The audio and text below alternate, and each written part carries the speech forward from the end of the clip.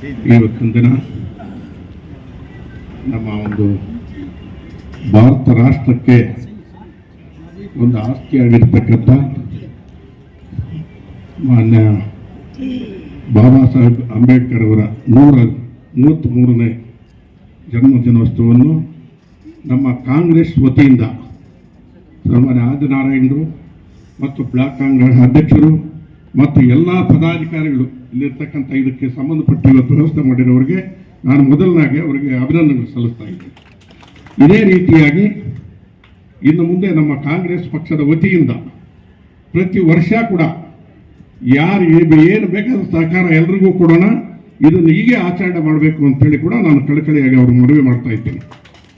ಇವತ್ತೊಂದು ದಿನ ಬಾಬಾ ಸಾಹೇಬ್ ಅಂಬೇಡ್ಕರ್ ನಾನು ಎಲ್ಲಿ ಹೋಗ್ಲಿ ಕೂಡ ಮಾತಾಡುವಾಗ ಹೇಳ್ತೀನಿ, ಒಬ್ಬರಿಗೆ ಆಸ್ತಿ ಅಲ್ಲ, ಎಲ್ಲ ಸಮಾಜದವ್ರಿಗೂ ಇವರು ಆಸ್ತಿ, ಎಲ್ಲ ಸಮಾಜದವರು ಸುಖ ಅನುಭವಿಸಿದ್ದಾರೆ. ಇವತ್ತು ಏನು ಶೋಷಣ ಒಂದು ವ್ಯಕ್ತಿಗಳನ್ನ ನರಳಾಡಿರತಕ್ಕಂಥ ಎಲ್ಲ ಸಮಾಜದಲ್ಲಿ ಬಡವರು ಬಗ್ಗರು ಎಲ್ಲರೂ ಕೂಡ ಕೂಲಿನಾಲೆ ಮಾಡಿಕೊಂಡು ಎಷ್ಟೋ ದಿನ ಏನು ನೋಡಿದ್ರೆ ಇರ್ತಕ್ಕಂಥ ಮಹನೀಯರಿಗೆ ಕಣ್ಣುಗಳು ತೋರಿಸಿರ್ತಕ್ಕಂಥ ಒಂದು ಅಂಬೇಡ್ಕರ್ ಸಾಹೇಬರು ಅಂದ್ರೆ ಇವರಿಂದಾನೇ ಆದರ್ಶ ಆಗಿರ್ತಕ್ಕಂಥ ಎಲ್ಲ ಸಮಾಜದವ್ರಿಗೂ ಅವರೊಬ್ಬರೇ ಆಚರಣೆ ಮಾಡೋದು ಅರ್ಜುನರಾದ ಮಹಾ ತಪ್ಪದು.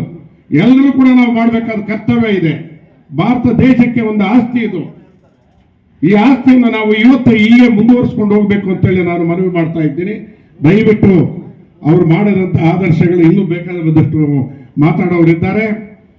ಓಟ್ ಹಕ್ಕು ಅವ್ರದೇ, ಉಳೋ ಒಂದೇ ಭೂಮಿ ಎಂದಿರೋದು ಅವ್ರದೇ, ಬ್ಯಾಂಕ್ ರಾಷ್ಟ್ರಗಳು ಎಲ್ಲ ಕೂಡ ಈ ಒಂದು ಆಸ್ತಿಯನ್ನು ಅವರು ಬರೆದಿರ್ತಕ್ಕಂಥ ಈ ಒಂದು ಸಮಾಜವನ್ನು ಮುಂದಕ್ಕೆ ತರತಕ್ಕಂಥ ಶ್ರೀಮತಿ ಇಂದಿರಾ ಗಾಂಧಿ ಕಾಲದಲ್ಲಿ ಅದೆಲ್ಲ ಪರಿಪಾಲನೆ ಮಾಡಿದ್ರು ಆಯ್ಮನು.